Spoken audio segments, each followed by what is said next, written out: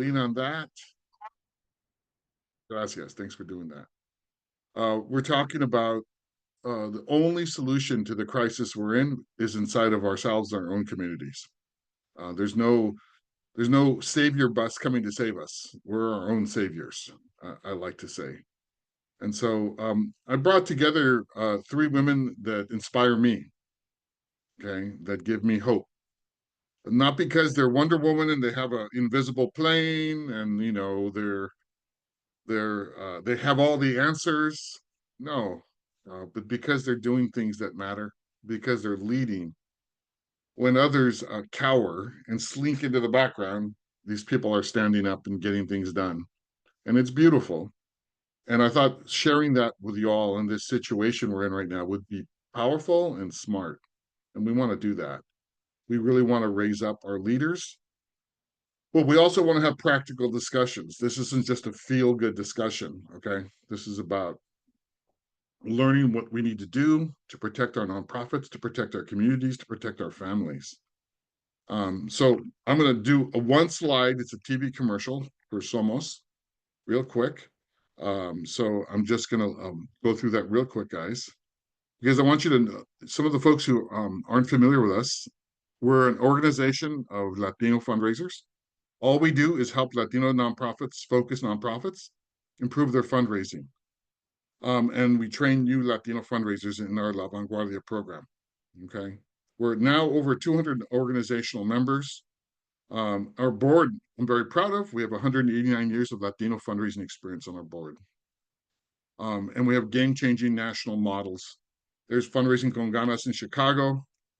We have a game-changing model of training, Fundraising con Ganas, online classes, mentoring, much, much more. So we're very proud of our work. And we're very proud of the three organizations today represented that are our members. Soon, Angelica will be here from Chile, and we have Gladys Molina from Texas, who is the head of the Young Center for Immigrant Children, and the great Emma Torres, who I just found out was in the Arizona Women's Hall of Fame. I didn't know there was such a thing. That's pretty awesome. Who runs Campesinos Sin Fronteras. All these organizations are on the ground doing remarkable work and literally catalyzing our power on immigration and our children and our families and our communities. So we have a whole set of fun questions for them today, but I want to hear from each of them today, how they're doing, how they're feeling. Let me start with Gladys. It's been a rough go since the inauguration, to say the least, Armando. I am in the immigrant rights space, Mm, and a lot has come our way from day one, yep. that Monday. And I think for me, when I hear that question, how are you doing?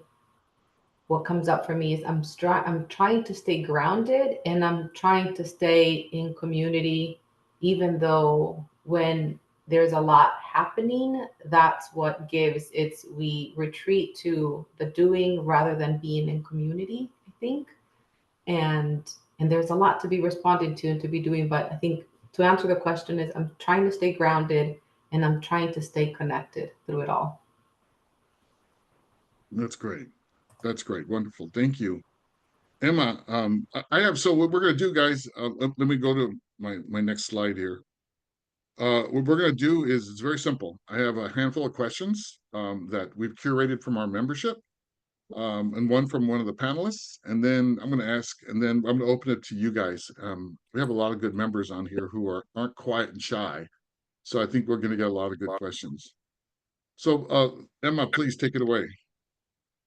Yes, well, just like Gladys is saying, I think that is we cannot say that it's an easy time to be living in. It's unprecedented, and just like we thought we had seen everything during COVID, I don't think that this is something we would have ever expected, since this is divisive, and COVID in a way kind of brought us together in many ways. So what I'm trying to do, just like Gladys is saying, kind of be very vigilant and be like always having a real situational analysis of where are we at, what can we really do, what is it that we have control on, and moving from there on, because it's never been easy for us, advocating for the group that we advocate, serving the group that we serve. Campesinos serves primarily agricultural workers, farm workers, but the ignorance of some people of not understanding differences, or even, for them, farm workers are undocumented and criminals and all that, like they're saying. So it's been we're a targeted group, we can say. So we're even having to think about how do we continue serving our community, regardless of all these barriers. What is it that we actually can do? And that's pretty much, I'm gonna leave it there at this point for wait for the other questions. But it has definitely been a very hard time, difficult times. And I think as a leader, you were saying, Armando, I think what I've been trying to do is how do I keep my faith and keep my staff also motivated to keep going and to think positive about, that there's something positive that we can all come together and actually move forward together, and for them to see their own power, because like you mentioned, our power is from within. And if we have that power, we know that there's always something that we can do. So I'll wait for the second question. Thank you. So Angelica is going to join us at 9:15. She had an emergency, so she'll be here soon. My papa, who's in heaven, who died when he was 92. He used to say, "There's nothing more powerful than a Latina defending her family on earth." So he would say volcanoes, earthquakes, and a Latina defending her family is something fearsome. And I believe that. And we define familia larger now. Imagine Gladys and Emma think of their familia as all these people around them now. And I try to too, although I'm not a Latina. And for me, our battle is the little tiny victories when the young center helps one child, and that child's okay and safe now. Just one. Nobody sees it. There's no fanfare. It won't be on the news. But if Josevia and Jessica and Kirk, and we keep hitting little pieces, all those become a wave. That for me, that I've always seen change happen that way.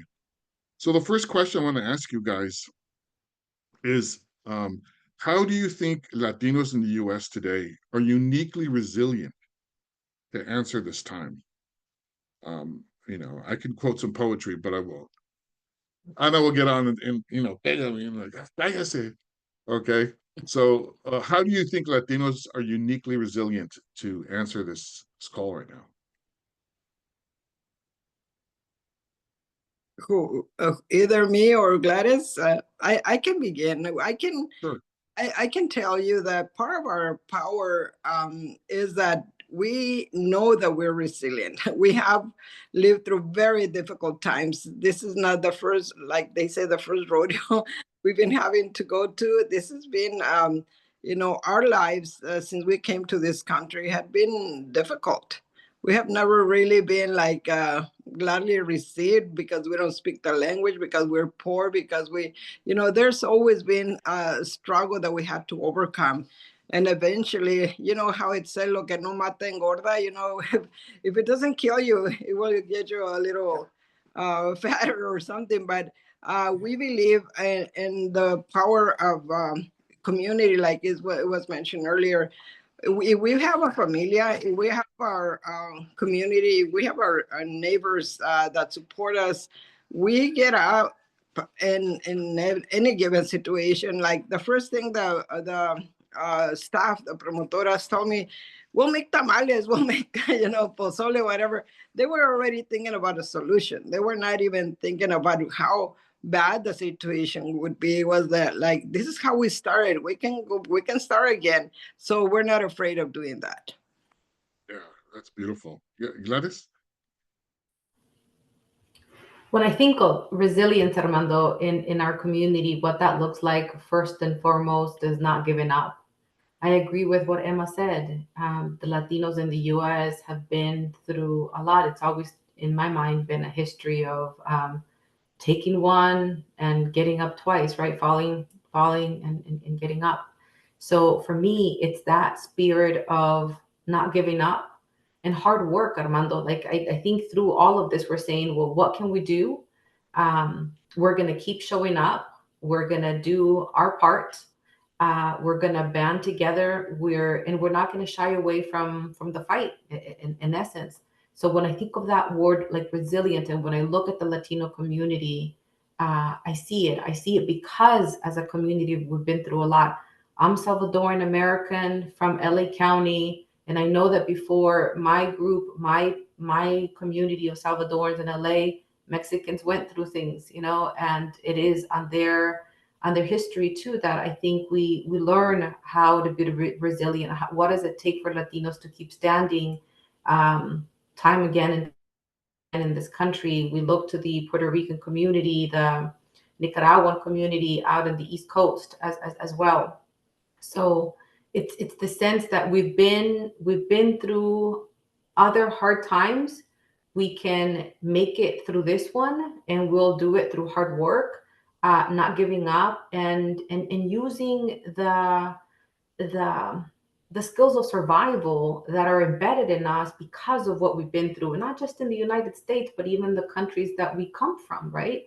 Sure, That sure. we've survived so much tragedy as communities in Latin America, and we can do it. And I think that that's not something that we learn in the textbook, Armando. That's not something that we learned in a webinar. That's something that we carry because of our experience, that our ancestors carry, that we know. And sometimes we forget, Armando, that that's inside of us. But moments like this and difficult moments, I think, reminds us of what we've been through and what we're capable of. Absolutely. Damn right. Welcome to Angelica, who's here. She wasn't late because she was, doing she had an emergency, so she wasn't doing something support for us. Thank you for coming, Angelica. As I said before, when she wasn't here, I've been saying nice things behind your back. So Angelica is one of my heroes, and that's why she's here with these other two heroes. The question is, how do you think Latinos are uniquely resilient? Let me say one thing to give you a chance to collect. I think this is a time too for unity for Latinos. No importa if you're from Ponce or San Salvador or Guadalajara, all we're together. We have to be together because the people who hate us don't care if you're from Venezuela or you're from Sonora. It doesn't matter to them. They see us all as one. And so we need to link arms in new ways, and the hell with all these differences and little things. So, Angelica, let you answer the question. I'm just going There to you go. continue with what Gladys was saying, which is, first of all, you have to remember, like, what does it mean to be Latino? To be Latino is actually a people who who come from indigenous roots, who are indigenous, who with them also have, um, through their veins runs the blood also of individuals who basically crossed oceans to come to this country, and to this land, to these lands. Many of us are still, sort of are those two things, indigenous and many of those who were the colonizers as well, right? But who actually, if you really think about it, many who crossed oceans to be in this land. Um, I want to really focus a lot on that because I think that we have been fighting for our rights from generation after generation, and I speak it from my own family. And I'm from Durango, Mexico, from las Sierras de Durango. This is I always think about people who want to um, send us back, and I always say, well, this was home. This is home. This has always been home. And I think we as a community have to, our resilience comes from this really deep belief that the soil that we walk on, where our home is, that here are our roots and that we fight for our roots. and our families. And so for me, it's really important to also note in this times that this is the time to really look back at the wisdom of all the fighters that dreamed of a better life for us. And many of us have that better life because they dreamed that reality for us. They fought, and so this is a time to go back and look back at all our history of all the people who stood up in this country, so that we could have so that our children could have quality education, so that who are fighters in order for to stand up against the repatriation, the deportations, the many things, the exploitation in the workplace, and who have been fighting and standing up for what is right and what is just. So I always say, well, Latinos, yeah, we're resilient, but we're fighters. And our resilience comes from our deep belief in our value as human beings, and our deep belief in that that we, in a sense, of really fighting for family and home. And that's a constant. And that's a constant. And I think so as Gladys, I really align with what Gladys is saying, which is within us, not only it runs the blood of heroes, and it runs the wisdom of our people. And so we have to tap into that wisdom, and that's what keeps us going during these times. Damn right. Right on. So the next question is brought to us. I think Emma gave it to me. And that's, what do you think impacted people need to hear about our activists and leaders? And before you guys, somebody answers, 2016, I had two maddened white women run up to me, just strangers in the street, and go, "We're going to send all you people back. There's a new sheriff in town." Locas, right?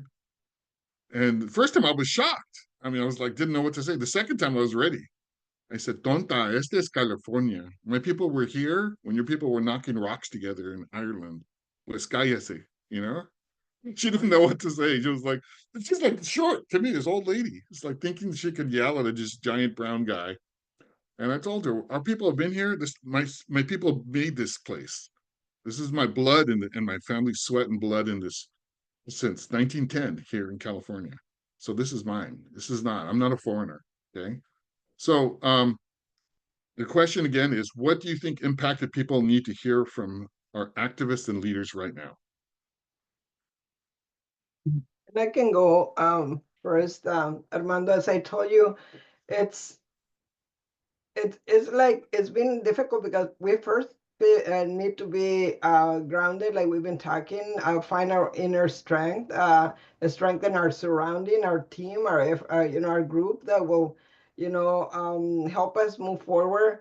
Also, staying very strong as a leader. People have to see you standing up and not, like you said, not running, not, there's a lot, thousands of organizations out there that usually pride themselves on being the voice of Latinos, and I haven't heard anything from them. So I'm like, where are they? So I don't want to be that for my community. We have to be strong. So again, doing that analysis, situational analysis, what can I do to help our people? Because it's easy for me. Like Mm, again, through COVID, people went and shelter in place, and then we saw the people in the community not knowing what to do and afraid and everything. So we had to go back to the community. We have to go back and open our offices and take the same risks that they were taking. And the same thing here. Arizona, we have a lot of very punitive laws since many years back where. They tell us that you assist these individuals, you're also a criminal. They're a criminal, you're also a criminal. So the threat is real, the laws are real. So it's like, how do you go about helping? How do you go about showing them that there is hope, that they're, helping them really keep their faith and also finding their own power, So it's how do you educate them? So and what we've been trying to do is, okay, so what do we have that we can offer? our community. Okay, we can help them become citizens and help their, have some assurance that they can stay here, help their families. We can help them this way or that. But this is not the time to be quiet and behind doors and afraid, but rather really show up, like we're talking about. Show up and show them and give them some hope. But at the same time, not just words, but actions. I think we need to be providing some form of support to the individuals, helping them even how to make an emergency plan. Okay, so they have the assurance that wherever they are, or their family is safe, their belongings are safe, whatever they have, that they have some security. So working and talking to those decision makers that can make this happen in your own community, because I tell them the same thing that you said, Armando. Nobody's come, nobody's gonna come and help us. Whatever we have is what we have, and we have to do the best with that, and see the reality for what it is. Like, perhaps this is another time to go out there and do the, marchas and protestando, because there are the laws already, and then we have to assess what do we actually have to fight back, and sometimes maybe it's not the time to fight back, but rather to help our families stay together strong and not lose their faith, because there's a lot of fear. There's a lot of despair is real. People are scared because they've been separated, they're being sent out.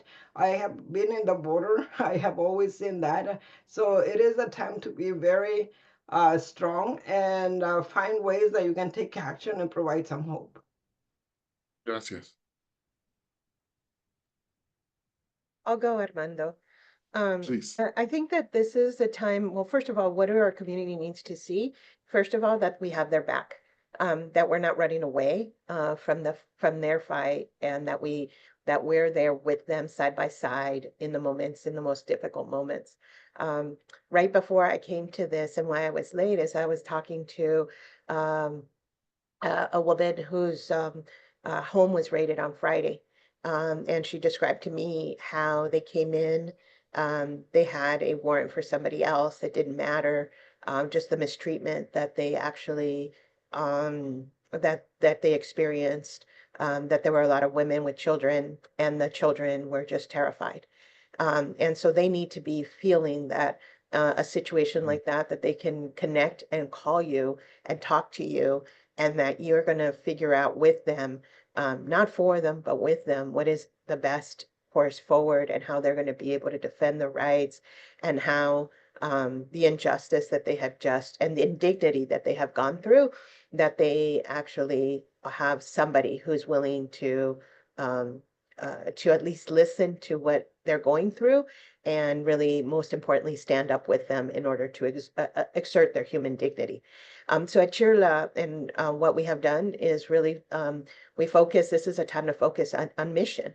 This is a moment, like, why were we created as an organization in the first place? And I think all of us have to really focus right now on our mission. What's our purpose? And many times our organization started with very little.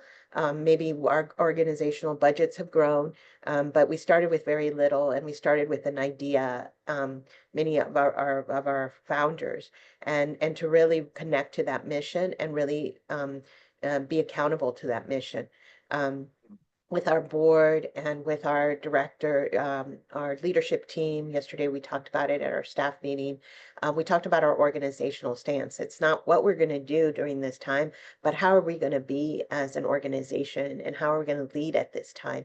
And so where we landed is, and I'll just read what we stated, which was, Chirla will center our immigrant community and embody their courage, to lead fearlessly and boldly, to defend our fight for our vision of freedom and full recognition of our human, constitutional, and labor rights. We will act from a place of radical hope, love, and empathy, because this is our power. We will confront the challenges with discernment and strategic engagement. We will be resourceful, clever, and innovative. We will hold ourselves accountable to what we commit, and be disciplined on not promising more than we can realistically deliver. And we will be collaborative and create intersectional spaces that uplift our goal to advance diversity, equity, and inclusion, and justice for all. And so I think this is a moment too to really just say to each other, like at the end of the day, what kind of organization are we going to be? Not what are we going to do, but how are we going to live our values in this time? Because our community is hurting, they're scared, but I remind everybody, our folks get up every morning, they go to work, they seek to bring, food to the tables of their families, and they're in the danger, and yet they are like, okay, we're going to the fields of California. We're going to the factories of the Midwest. We're doing all this. And so we also have to take leadership from our community as well, and be as courageous as they are. Okay. Gladys, do you want to add into it? My next question is a fundraising question, guys. I got to warn you in advance. Okay. There's three things that come to mind, Armando. One, I think, has already been said, and that is to let impacted communities know no están solos. Like, you're not alone. When we say that, we mean it. Like, this is a space, right? And every organization that is in this webinar, and every organization that is serving, is saying to folks, you're not alone. And the way that we show that is we show up to listen. We show up with empathy and compassion for what people are going through, and create those spaces, right? Create those spaces of love, compassion. The second thing I would say to impacted folks is reach out. Like, when we're under stress and fear, sometimes what the mind knows how to do is just run, or like save for, run for your life type of thing, as opposed to reaching for support, as opposed to coming together to community. So I would say, don't disconnect. Stay united, porque en la unión hay fuerza. A fish swimming alone is not going to fare well, right? So that's the second thing I would say. And the third thing I would say is to remember to wonder about your own beauty and contribution in this country. The rhetoric and the narrative going on has a way to seep itself into our psyche, into our hearts. Before we even know it, we may begin to question whether they're right, whether some of what they're saying is even true. So I think that's the third thing I would say is, do not forget to keep wondering about that beauty and that strength that makes us who we are, and the worthiness, and to feel like the weight of our worthiness, right? And not to let that be questioned, because the rhetoric has a way to seep in sometimes. So that's what I would say. I can tell you. Well, the next question, let me give you guys time to think about it. And will I say something? Is how is fundraising changing to meet the challenges of today? How is your fundraising changing? One of the biggest, spin off of what Gladys said, the biggest barriers for us in a fundraising institute isn't technical learning, it's internalized racism. It's people saying no puedo, or all Latinos do this, and all this nonsense. It's in our heads from people saying negative things about us that we impede like a toxin. And so one of the biggest jobs of Somos is to say, no es cierto, this is a lie. We're powerful, we're financially powerful, we're givers. All Latinos don't give, that's nonsense. Okay, that's bullshit. Excuse my language. So we blasting that away is half our job. So let me ask the question again, and get people to pick it up here. And then we'll open it up, guys, because I see some people itching, like Bridget, to ask a question. How is your fundraising changing to meet the challenges of today? I can take that one, Armando. For us, it's been really communicating the urgency of the moment to philanthropy, and saying, we need you to step up, we need you to release more funding, and we need you to essentially have your money speak for your values, right? You say you care about this issue, you say you care about this communities. Now is the moment to show up. And we know that there is a lot of rapid response and like a sense of crisis, and we know that is true. But we also believe that there is plentyhood, right? We also believe that there is enough resources that are available, that people have at their disposal to be able to share that in a moment like now. And I think we're being bolder too. Like, how is our fundraising changing? We're being bolder in our asks because we need it. We need it. Our community needs it. And we want to be prepared, right? I think a lot of organizations are in that boat that we know it's a matter of time, not a matter of if. So we're being bolder. We're asking philanthropy to step up, and we're saying there is enough to go around. We're not going to not ask because we think resources are scarce. So I'll leave it there. What I've been doing, Armando, is actually reaching out to my and strengthening the alliances that we have, working with the people, building new partnerships, building, working with those that I know support the work that we do. But I'm starting local. Because again the problems come locally, and it impacts. I always tell them whatever happens to them, to a family here, it will impact you and the whole community. So this is something that we should all be working toward improving. Especially, I was what Gladys was saying in reference to providing this assurance to our youth that are impacted that because of their color, they're not like they're saying they're second or third class citizens.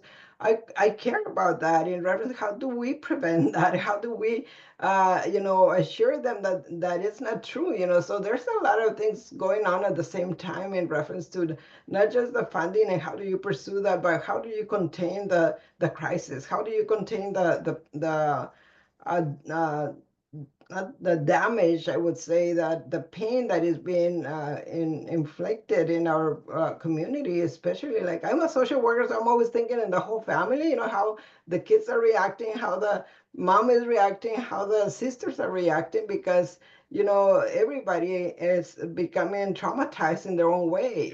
And how do we work to ensure that our youth will not feel that they're less, like, that they see their own power and beauty in reference to what they're able to do. So we know that we work with thousands of mixed families where they are U.S. citizens. Maybe their parents are legal residents, but maybe they have another sibling or somebody else that is not, and they're separating them. So how do you address that? So what I'm working with my communities, I'm going to a city council, I said, so what are you doing to protect the families? What are you going to be, how are you going to react when this happens? So I make them accountable, just like Gladys is saying, we're telling philanthropy, hey, step up.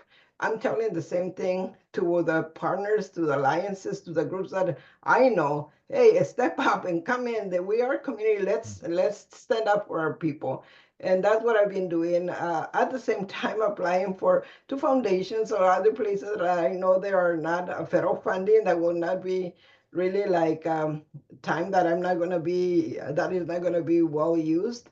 So that I'm just being very diverse in my versatile and my thinking, and again, this is a time of action and creativity and not stepping back, stepping forward, and again, and finding out who is with you, who's really going to help you to move forward and do the work that we need to do to protect our families. Yeah, wonderful. Gracias. Well, I'm going to continue with Emma's point because I do greatly agree with her around the idea of really asking people to step up and to show up in this moment. Because I think that a lot of people are actually stepping away, especially when it comes to supporting immigrant communities, and just given the toxicity of what is out there. Before, I think before in many other of these forums, we've talked about the diversification of funding and how critical that is to survival. And I think that this is an example of a moment where if you were too dependent on federal funding, then it's what ends up happening, or any one funding, because it could be federal, it could be state, it could be local, it could be, foundations, and it's just your resources are just sort of centered in one revenue stream, and how vulnerable you are at this moment. And so I think that it's a reminder of why we have to always seek this very diversified revenue stream. I also just want to say we have to fight back against all of these federal cuts. CHIRLA has one, a couple of federal grants, but one of them is around USCIS, which is to ensure that individuals who are green card holders can actually become citizens. They learn English and learn their civics and can actually then become citizens of the United States and promote citizenship. And to imagine that that is a grant that would be frozen because it doesn't align with the new administration's values is really says to us how lacking in values they have. And for me, the other aspect of that is that many of my colleagues around the country were suing on that, because I think we need to remember, as all of these grants are being frozen in the federal government, that's our tax dollars. That's our hardworking people's tax dollars. And that those tax dollars went to DC.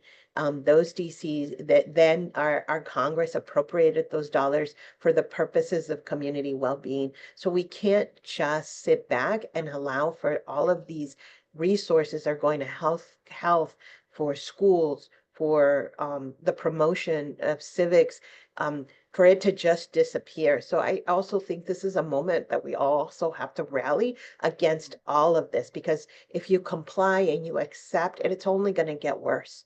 So with that said, I also want to be a big shout out, because in the webinar, I see that both Daisy Pisana, who's our grant writer, and Macra Mesqua, who's our individual giving manager, are present, are attending. And I really want to give them a big shout out, because part of what happened to us right after the election is that they went to our individual donors, and also to you, Armando, and all your support in this regards. But we went back to our individual donors, and before any foundation had given us a single cent, the people who actually stepped up for CHIRLA were its members and were its individual donors. So on day one, January 20th, the majority of the resources that we had in order to stand up for our families and fight back were from our individual donors. And these are our members at $25, $35, $100, $200, and so forth and so on. One of our largest end of year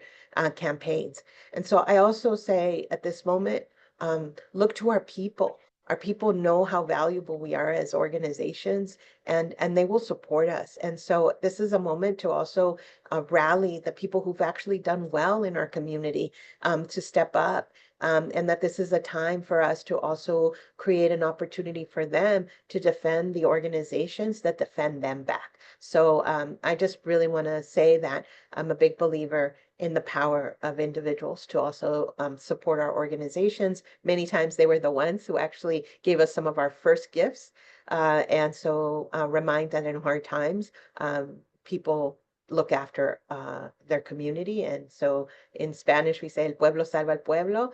And so this is a time where you see that a lot. Gracias. And we're going to open it up, but I want to echo that we're here. Somos is here to help you diversify your fundraising, especially around individual giving. My hours and my board's hours have gone up, and that's what we're here for, to help you, counsel you on how to do that. Your expensive Latino fundraising firm for $100 a year, that's us. So please come on down. Please use us. Oh, let me take Bridget. Do you want to unmute and ask your question? Yeah. Hi, everyone. Thank you so much, Armando, for the leadership in hosting this forum. And thank you so much, Gladys, Emma, and Angelica, for sharing your wonderful insights. My name is Bridget. I'm Executive Director and founder of Latinx Therapist Project. So we are a nonprofit focused on increasing Latino mental health providers. Right now, we're based in Colorado, Denver specifically. And so I think I'm so glad I'm here, because this question has been coming up for me of how am I going to lead during this time, especially as a Latino-led and serving organization. I guess for me, one of the biggest things that comes up for me is what are tangible ways that I can't show up, that our organization, Latinx Therapist Project, can show up, because I hear the message of let's stand up, like let's speak. I guess I would love to hear more about, so how do we, what are some tangible ways of showing up? Because I did bring this to like a circle of other people, and they're like, oh, you could issue a support statement, but support statements for me, it doesn't feel like enough. It feels performative as much as I would believe it and mean it. So I guess I would love to hear like what are tangible ways that, and for organizations that we can show up. Well, I'm just going to answer really quickly. When you said that, it was like a lot of organizations could really get the think most about your mission as an organization, which is really to support the mental health and well-being of our communities. So then, both in the professional, in terms of, well, all of it is personal and professional, but in terms of your day-to-day, it's like really reaching out and saying, well, these are the services that we actually offer. This is our expertise, and can you use it? And sometimes people don't even know that maybe this incredibly valuable service is available to them. And I just want to say, lots of folks are reaching out to me on the things that they can actually support Chirla for, and I'm really thankful. In terms of, some folks are like, hey, we have some volunteers. We have a couple of hours that we can offer you. And so I think that's the way. I think also in this moment, for those of you who don't know Chirla is a very much in the streets. We always say we mobilize to the polls, we mobilize to our capitals, and we mobilize in the streets. And so often just it's a beautiful thing to be public in our a support of immigrant communities, but also in our protest against the policies that hurt them. And so being there means a lot to people. So I think that's being public in that way. And then I would say, so volunteer and donate, which is the other part, which is every single little thing that we do actually adds up to something bigger. And so any donation that you can offer to your organization, or maybe it's about also inviting people to donate to your organization because of what you are doing and how you're helping our community stay strong. And Bridget, the second thing I would say is, and this is something I've done as an executive director at the Young Center, speaking to the population you serve. Like I recorded on Valentine's Day a video speaking directly to kids and reminding them of their strength, reminding them of what makes them unique, reminding them that they're welcomed in this country, that there are people rooting for them. So I think that's a tangible way to think of like how you can reach those folks that are undocumented, the family, the lady that Angelica was talking to right before this webinar.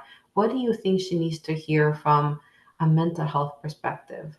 And getting that out there, I think it's a very tangible way. And the only thing I will add is that, providing those services to the population, announcing that you will provide, support to them, that is a way to making a very strong statement in your community. That way, more organizations may do the same and showing the support. So through offering our services to them, reaching out, and some of the services that we may usually have a cost, offer it for free for them, for those families that may need it. And I mentioned at the very beginning, I think for us is staying as active as ever in providing all the services to our community to maintain the support, the parenting, the youth, the immigration, the housing, being out there even more so than before, showing them that we're there for them. And I think that shows them that, gives them kind of some stability of something being normal, because you continue being, they look at you for services, they look at you for leadership. So, this is the moment you can show that through service, through servicing them. So that's the only thing I will add to what Gladys and Angelica said. Thank you all. That was really helpful. Thank you. Great. Anna said Anna raised her hand. Do you want to ask your question, Anna? No, I would like to add what my nonprofit is doing, because we work with 90% undocumented Latinos. And it's been a challenge because here in North County, San Diego, people do not want to come out of their homes. So what I do is I go on Instagram, on Facebook, I do lives, I bring immigration attorneys to come and speak to the community about what their rights are. In this month, on the 15th, we're actually having a legal clinic. I'm partnering with another nonprofit that also works with the same population.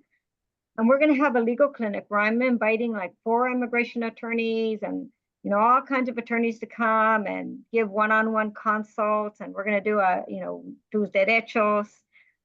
We have the Mexican consulate coming that Beatriz invited. So that's some of the tangible things that we're doing that anybody that's in this forum can do. For me, because I work in the legal realm, it just makes sense. And just reassuring through Facebook and reassuring through Instagram, a really quick post. Hey, you know what? We're here. And that's my message to my community. We're here. We haven't gone anywhere. We're here. And we're not going anywhere. So that's what we do. And I hope that helps some of your folks that are online with you today. Okay, gracias.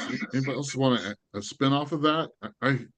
Let's see. I have a question that's written here, but is there anybody else who wants to ask a live question? Okay. So Gloria Rubio Cortez asks, how can we get our national policymakers to stand up for our community members? How can we protect our community members who experience? Okay, well, there's 2 questions. So that's the first question. How can we get national policymakers to stand up for our community members?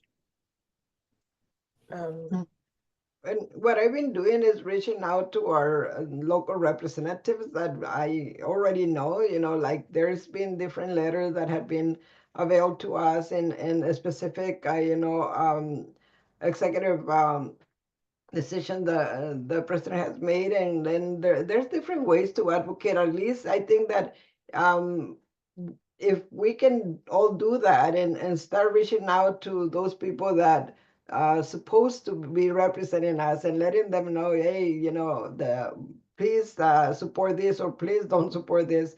But the other thing that I find that is very important is that us, our organization can be one, but how can we get the community to understand that this is also some power that they have, those that can vote, that they can advocate for the other people to also reach out and make it easier for them, also giving them the contact information, teaching them how this can be done. And so I think that that's again the community mobilization that we can do to reach out to this individual. They pay attention when they see that their constituents, those that can vote for them or not, are telling them, that they're not happy with what's going on and they want them to see them taking action. So I usually stay connected that way. Wonderful. The one thing I was going to add is that actually this is a time where elected officials need to hear directly from our community and what they're going through. We can't invisibilize their pain, their worries, but also their solutions and their visions.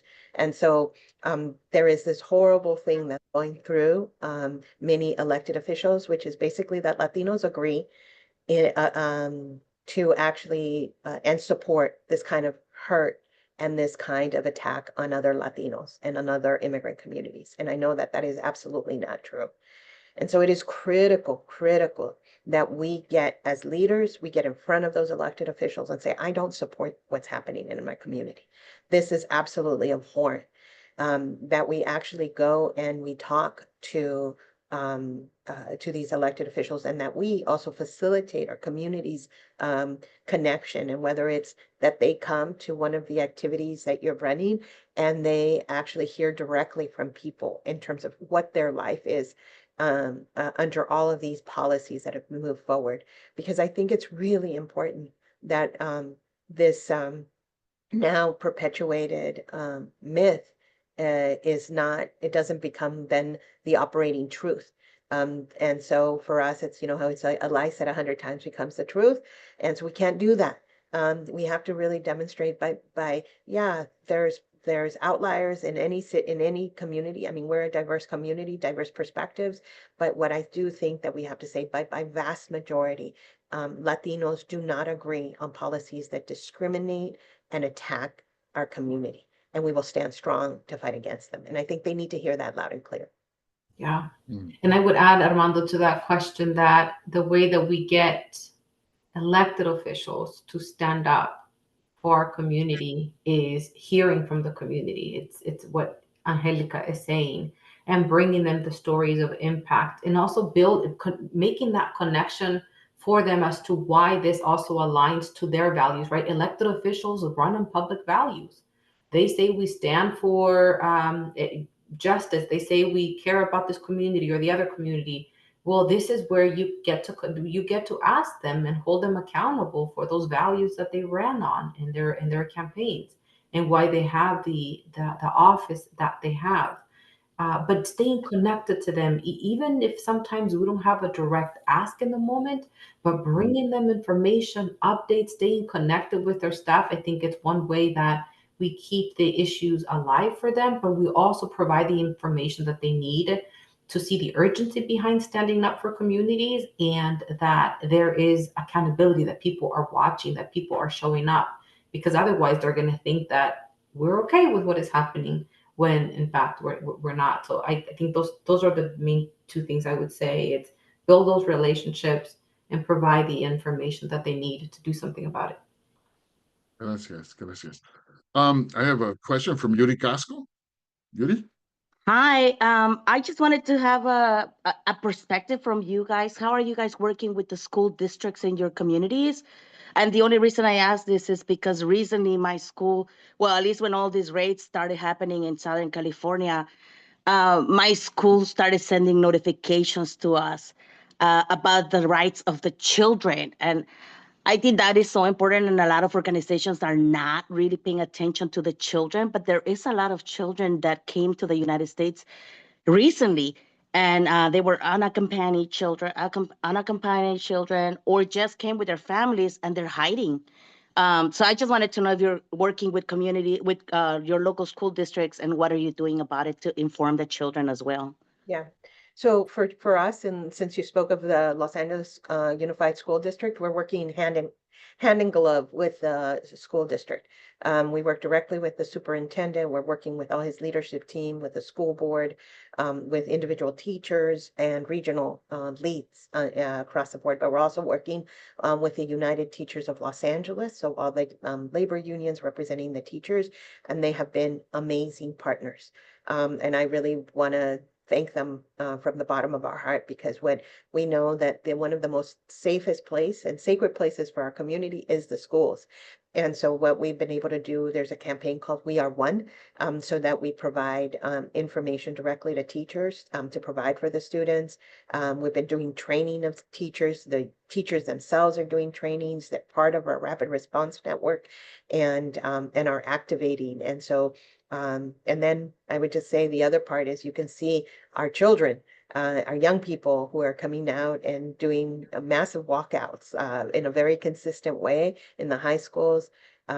We work very closely on this as well. Trying to, at the end of the day, these are the young people whose leadership we need desperately in this moment, because they are both the present leadership and the future leadership. So that's all the ways that we're working, and lots of trainings, both virtual, in person, and really trying to stand with our teachers, our administrators, and most importantly, our parents and our students. And you from the Young Center's perspective, we're serving as a connector to resources for folks that are coming, like teachers or school districts that are coming our way and asking what resources we can provide. We oftentimes end up connecting them to folks that are doing the Know Your Rights, that are providing the information in the community, since we're a national org and are not necessarily in the schools ourselves. And we are in the schools, but the other different perspective that I bring is that we are in rural Arizona, and close to the U.S.-Mexico border. So traditionally, we don't have a lot of like federal programs, a lot of them to supporting our communities, but the ones that exist, I know that the administrators, when we meet with them, the administrators tell us they say we're very vigilant about what the law says and what they could do. We're not going to do anything. We're not going to do anything against. We're going to be protecting our students, the families. We're going to inform the parents. And whenever they cannot do something like that, they ask the local organization that have the resources to also be the ones informing the parents. So partnering, the schools are reaching out to partner with the community so they can also maintain their families informed, the children informed. So that's kind of the strategy. Like I always say, like an underground, railroad kind of. Sometimes they have to take that because they are afraid of losing the funding or just looking at like they don't want to call attention to their district. They want to stay quiet, but at the same time, they have their own strategy to protect the students and the families. And I understand that. And so we maintain a really close communication because we serve 150, like 1,500 kids in the school district locally. So there is that good relationship and open discussions about these realities that our communities are facing. We have literally like a minute, 2 minutes for each of you, just for all these young activists are listening to you right now. What do you want them to? What do you want them to know right now? What are your few words of wisdom? I hate to tell you you have wisdom, but what can you tell them right now in literally a couple of sentences? Gladys, Angelica, and Emma, please. Believe in yourself. There is something you can do in this moment in time. Dig deep. You'll find it. Perfect. Gracias. Angelica, please. Sorry.